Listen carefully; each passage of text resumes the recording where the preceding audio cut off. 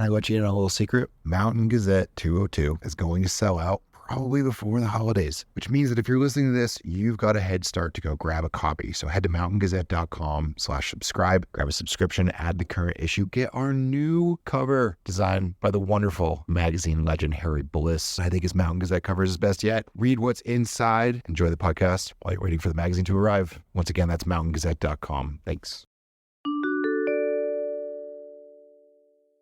Obviously, the story behind our name is that rest of the world is a term that's used by a lot of corporations in the West, which means everyone else. And we wanted to embrace that name because there's this type of disregard for billions of people who are living in the West. And there's this Western-centering worldview that ignores, sometimes intentionally, a lot of the insights, the opportunities, the experiences of people living in those places. And we wanted to be a voice for those people.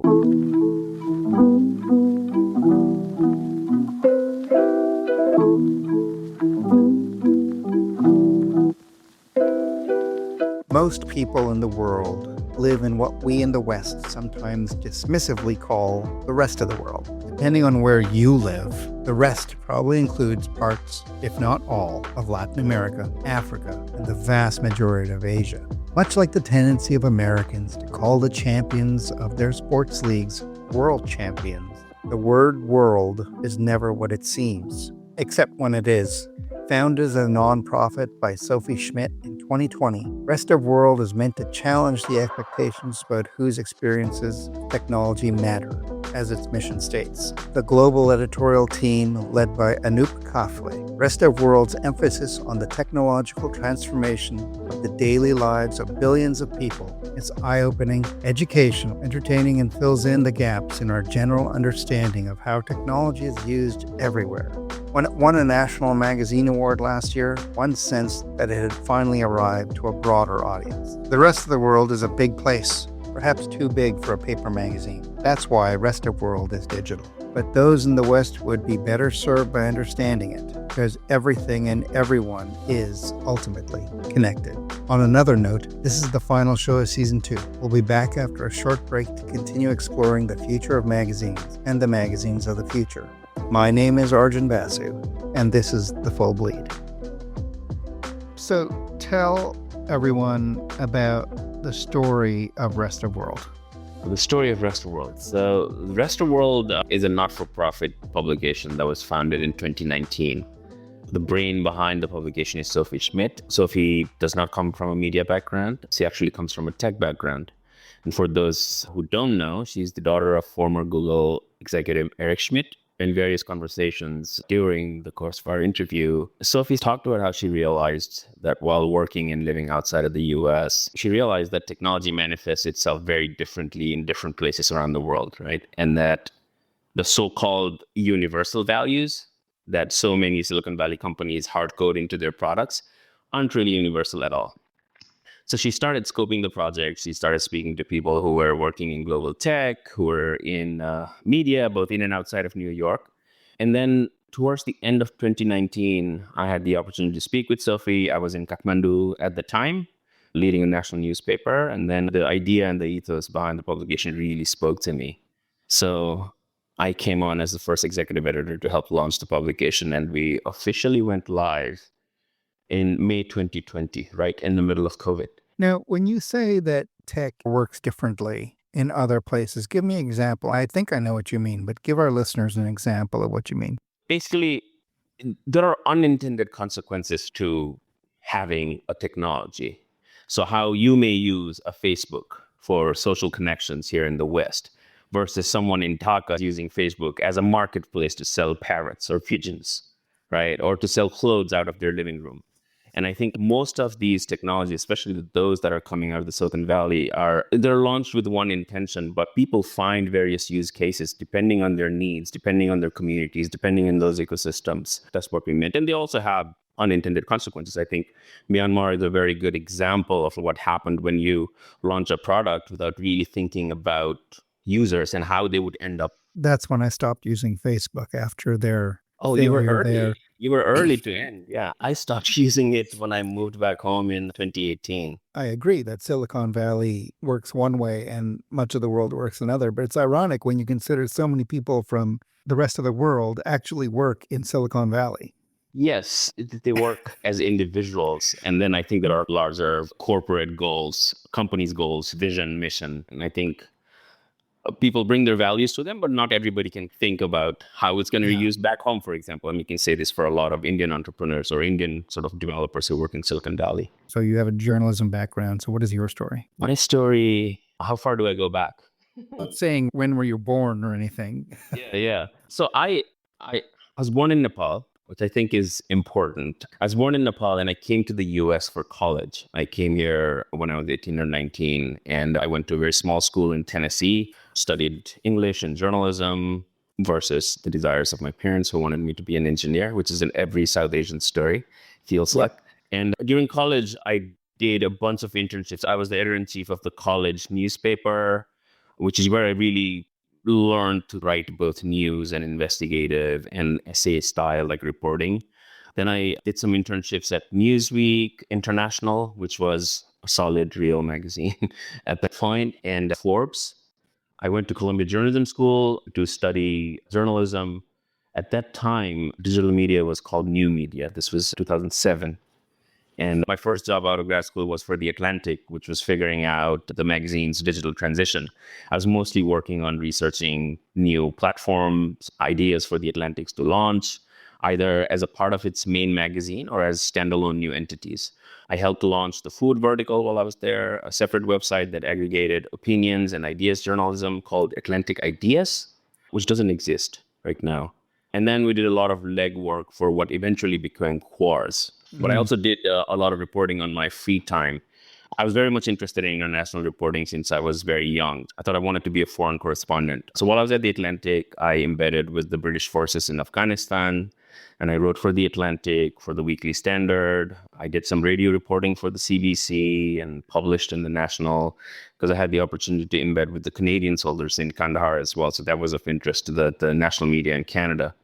About 2 years later, I joined the Washington Post, where I was mostly focused on the digital side again, and I was helping our international stories find online audience. I continued to do my own reporting there as well. I applied for grants from the Pulitzer Center for Crisis Reporting, among others. And after about 6 years at the Post, I switched gears and joined BuzzFeed News as an editor. And that was really like the pivotal moment for me in terms of wanting to be a journalist, wanting to be a reporter writer, if you will, and really like switching track and moving into editing. I was a deputy world editor on BuzzFeed's news desk, which was like just becoming a powerhouse after BuzzFeed had become this viral website that everybody was coming to know. And I edited foreign correspondents who were based anywhere in like Turkey and Mexico and Senegal. I worked there for a couple of years and then moved back to New York and was briefly the executive editor for Roads and Kingdoms. I'm not sure if you've heard of Roads and Kingdoms. It's a fantastic magazine that covers stories at the intersection of food, travel, and international reporting.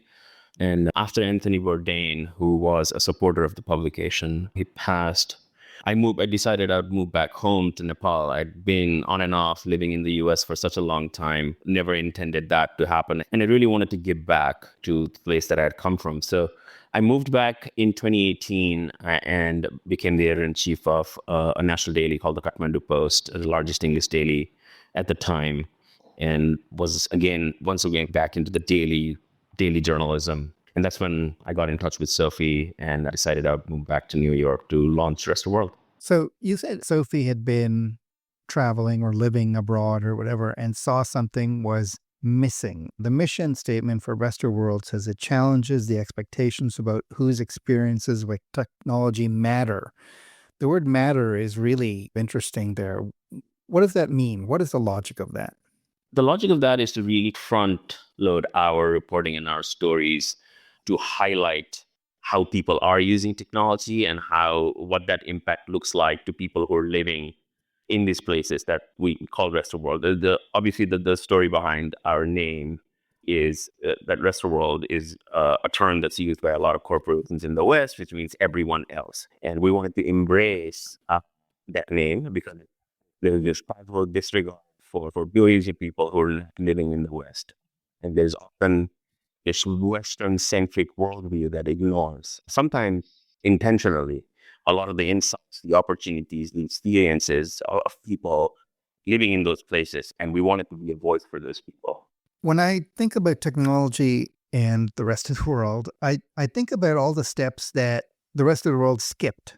Television is a perfect example. A lot of places in the world have had television, or like the television as we consider it, for a very short period of time. They went straight from having nothing to streaming and having a billion channels. I just think about how people pay for things in India. Everyone has that account. And I think Americans always find that everywhere they go, the tech is actually more convenient than what they have.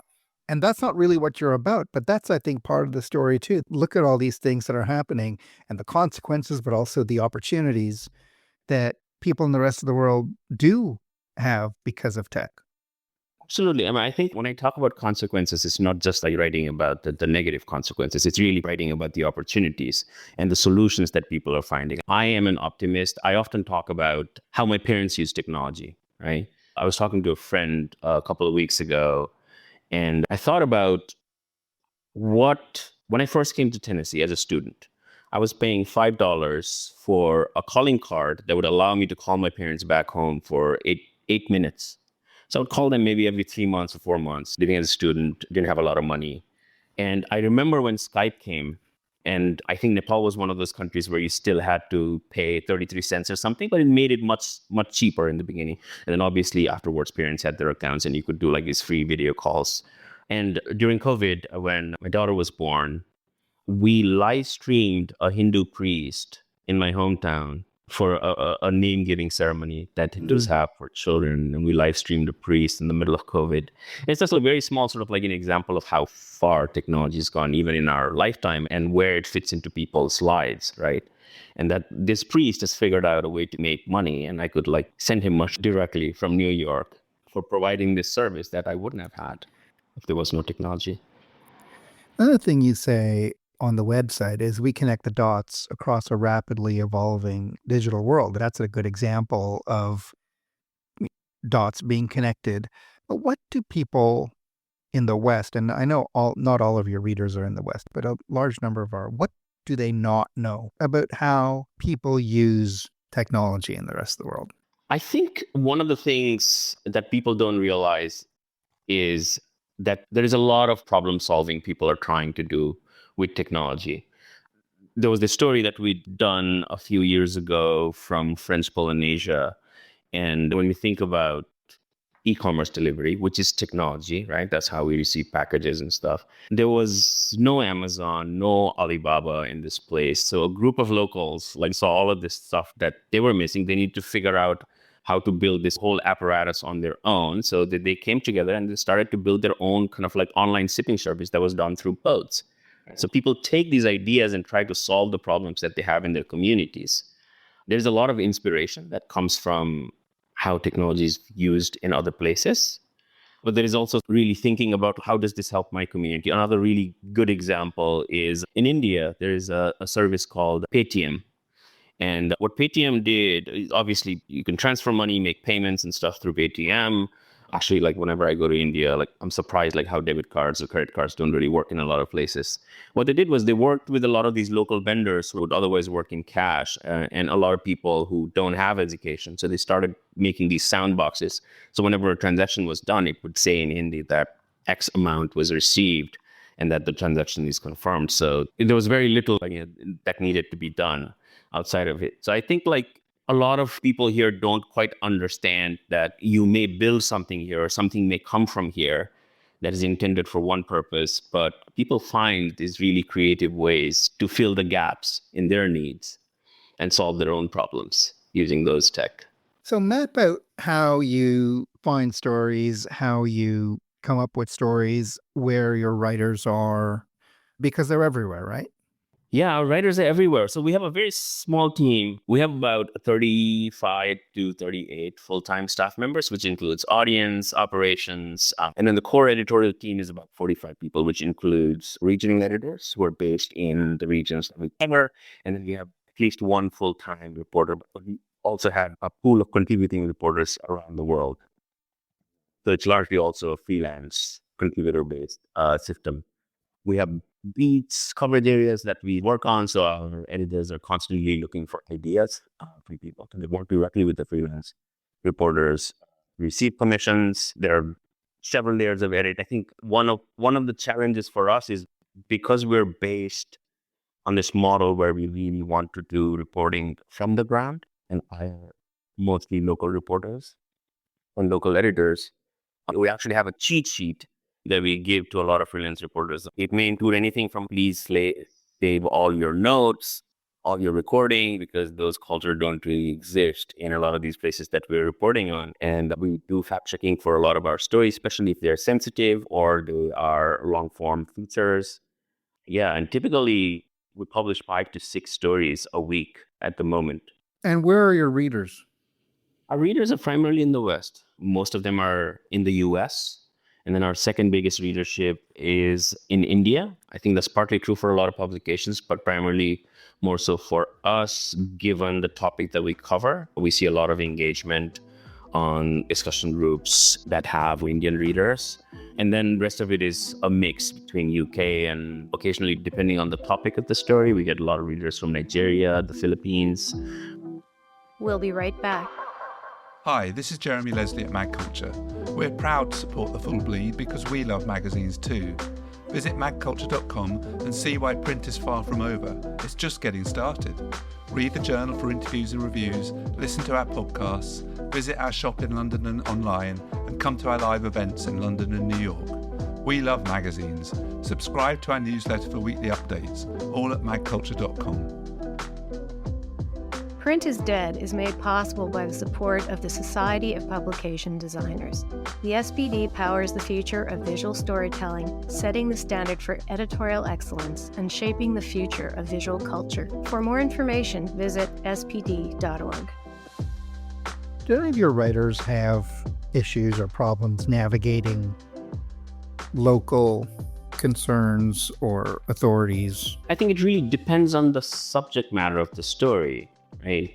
And if you're doing a more sort of like business focused story and you are a reporter who's well sourced and has the experience to figure out how to navigate that, and it's fine.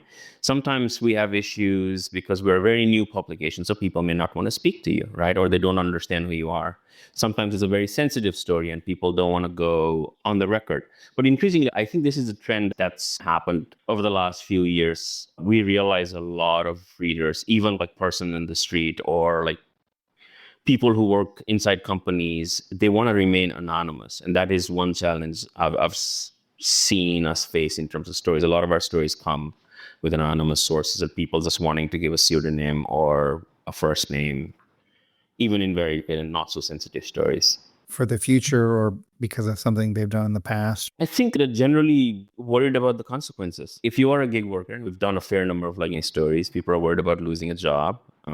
I know there is a sense of they will find out who it is given the kind of company or the place. It's a small ecosystem, right? Mm-hmm. It's not a vast company ecosystem like in the West. If you're doing a story from Bangladesh and writing about one particular firm, it's not going to have the same size of people working in that department or people who have access to that kind of information versus a huge company like Meta. You guys won a National Magazine Award. Yes. How did you feel after winning that? I mean, there is a validation, but beyond that, just the recognition of your peers. It was incredibly exciting. And that award came after we were a finalist the year before in the same category. And I think one of the best things about Rest of the World is that the kind of team members we have, not just in editorial, but every department. And I think the award that we got was for design. And it's a really collaborative team here at Rest of the World. The visual team works together with the designer. We have one designer in the whole publication. And the product team is incredibly talented in terms of how developers work to code the stories on a custom basis or for various different formats. So it felt like a triumph for the entire team because, yes, it was for design, but like the idea is that I think one of the stories we'd gotten nominated for was this thing called the Ambaniverse, but it was really like showing just how connected the universe of Mukesh Ambani, this Indian billionaire, is, and like how intertwined and Indian lives are in the country in terms of the systems that they own and the products that they own. And I thought we did a wonderful job like visualizing that. Awards are always validating. It's always encouraging. It's motivating, to, especially for journalists who love recognition. And for us, especially as a small publication that launched in the middle of COVID, that had to work very hard for us to build a proof of concept and then slowly, be out in the world competing with a lot of the heavyweights. I think we were the first digital publication to win in that category, if I'm not wrong. So yeah, it was incredibly exciting. Of course, most of the publications we do here are print, but what storytelling can you do as a digital only publication that perhaps you couldn't do if you were in print? In today's world, I don't think there's like a huge difference, because you look at the likes of New Yorker and New York Times Magazine, because this show is about a magazine, they do some of the most innovative stuff online. I think it's really about trying to reach new audiences when you're a digital publication, trying to figure out who you're trying to reach, what formats you can experiment with. Because if you're a print magazine, you're limited. There are still a lot of magazines. A number of them have come to this podcast that have a small niche audience, right? I think for something like tech, it's huge. As I said, we have readers who come to us from India. We have readers who come to us from the Philippines, from Nigeria. I don't know if that would have happened if we were just a print publication. So that is more of what online does to a publication these days versus the limitation of print. But we experiment like a lot of other publications, though I think our ability to do a lot of innovative stuff is limited given the size of the team, given our resources. And you mentioned you're a nonprofit. How does the funding work? You have subscriptions, but you also, I imagine, are supported by others. Yes, Sophie's been our primary funder from the beginning. She actually committed a donation for 10 years when she founded the publication. So we continue to get money from Sophie. And outside of that, starting last year, we've started fundraising, and we've gotten support from the Ford Foundation, from Luminate, from Henry Luce Foundation. So these are philanthropic organizations that support the work of nonprofit media in the US. And how involved is Sophie? So Sophie is the publisher of Rest of World. So as involved as any kind of publisher would. She's obviously not sitting there dictating stories or telling us what to write about, but she has great ideas. I report to Sophie, so we discuss post-publication, like what she liked, what she disliked. She shares our stories on every platform. She's a huge champion of our journalism, but her brain is also mostly focused on how Rest of World evolves as an organization, as a publication. Where do we go? Like I said, the initial couple of years were really about building a foundation and solidifying that proof of concept. And now a lot of Sophie's thinking is about where do we go? How do we build an audience that keeps coming back to Rest of World? And what does our revenue path look like outside of Sophie's support in the long term? That is exactly my next question. What's the future look like? And I'm not talking about 10 years down the line. I think with the National Magazine Award, that was like maybe one chapter. Like that was proof of concept. You got the recognition. What are the next steps? What's the future? The future is trying to build a narrower audience that actually understands what we stand for, what kind of journalism it is that we do. And I think for the last couple of years, it's been great to hear people say, oh, I love Rest of World. It does such interesting work. And I think as the editor-in-chief, like I want to take Rest of World from that place of, you guys are interesting. You guys are doing these lovely stories. The Rest of the World is essential, right? Like the kind of journalism that we do really matters, not just because of what we represent and how we do and what kind of stories we bring to the table, but really so like it becomes a habit for people who are obsessed with technology and people who want to know where tech is headed, both in the West, but also mostly outside the West. That is the big goal. And that probably means identifying and keeping a very narrow set of loyal readers, continuing to get recognition for the kind of journalism that we do, hiring great talent, and being in this space for years to come. In your readership, are there a lot of tech people like the Silicon Valley types or anything? Did you hear from them or no? We know there are because of LinkedIn and occasional comments that we get. But have we done substantive surveys and stuff to understand like who they are and where they are. At that level, we haven't. But we know decision makers, both in Western tech space and the rest of the world, emerging market tech space, they're very much part of our readership. And do they ever contact you or write you or? That's a great question. I can't immediately recall a moment where like someone has written. We get comments from a lot of startup entrepreneurs, for example, right? And it's mostly, we like your mission. We're glad it exists, right? To bring stories from places like ours. I just wonder one day someone's going to be reading your publication and see a use case for something they worked on that they never imagined and think, oh, why don't we do that here, wherever here is? Oh, that's happened. I think this is a very like narrow example, but when I was home a couple of months ago, one of my friends who is an investor saw this story about a ride-hailing startup. I believe it was in Togo or somewhere. And he shared this research deck that his team had prepared to figure out what that would look like in Nepal, in Kathmandu particularly. It was a ride-hailing delivery model.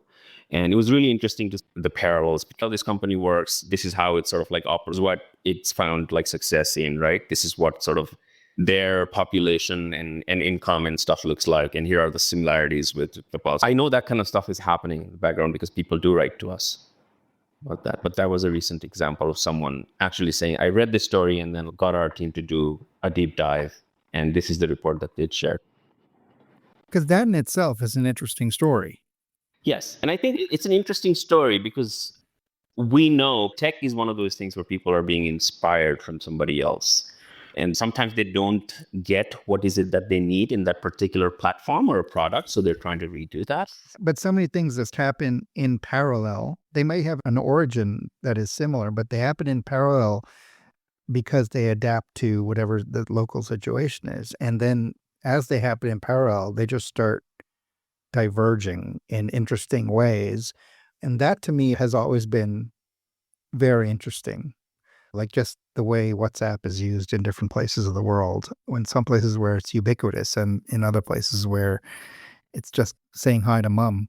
Yes, we actually have a 3-part series on WhatsApp coming out because we thought it was just like, it's high time we write about the internet that WhatsApp has become. Even until 5-6 years ago, people used to think Facebook is the internet. And obviously Facebook, like Meta, bought WhatsApp.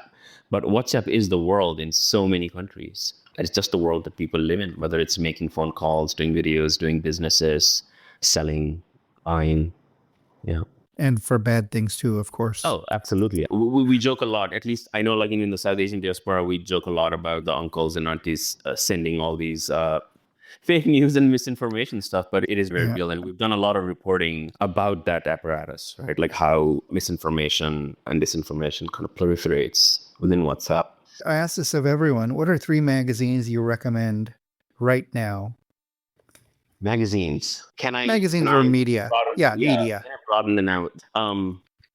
So the first one is actually a podcast, which I've been obsessed with lately. It's called Empire. It's this fascinating podcast with I'm listening to it right now. Yeah, it's this incredible conversation between William Dalrymple. And Anita Anand. Anita Anand, and they're looking at the rise and fall of empires in history and how they shape the world. So I'm really enjoying that. I recommend that to everybody. The other one is, I don't know how much international like magazines you cover, but I am a huge fan of The Caravan in India. I think if you want to understand India, you have to read The Caravan. Whenever we think of magazines, we often think of Western publications. And Caravan, which is sometimes people call it the New Yorker of India, they publish this deeply reported, definitive stories about the most consequential stuff in like politics and business and culture. And then the third one is The Examination. It's one of my favorite nonprofit publications right now. They cover health from 3 core coverage areas: tobacco, pollution, and big food. And their stories often have an investigative element to it. They're consistently finding stories that you wouldn't really get to read in any other publication. This has been The Full Bleed, a podcast about the future of magazines and the magazines of the future. The Full Bleed is a production of Magazium LLC. This episode was produced by Patrick Mitchell. If you'd like to comment on the show, or just, start a conversation, send me an email at hello@magazium.co, or visit our website at magazium.co, where you can read transcripts of all of our interviews, along with portfolios, archival photos, links, and more. We've got a swag shop too. And a reminder to those of you who still read fiction, my next novel, The Reads, is out in October and available for pre-order just about everywhere. My name is Arjun Basu. Thanks very much for listening. Welcome to the future.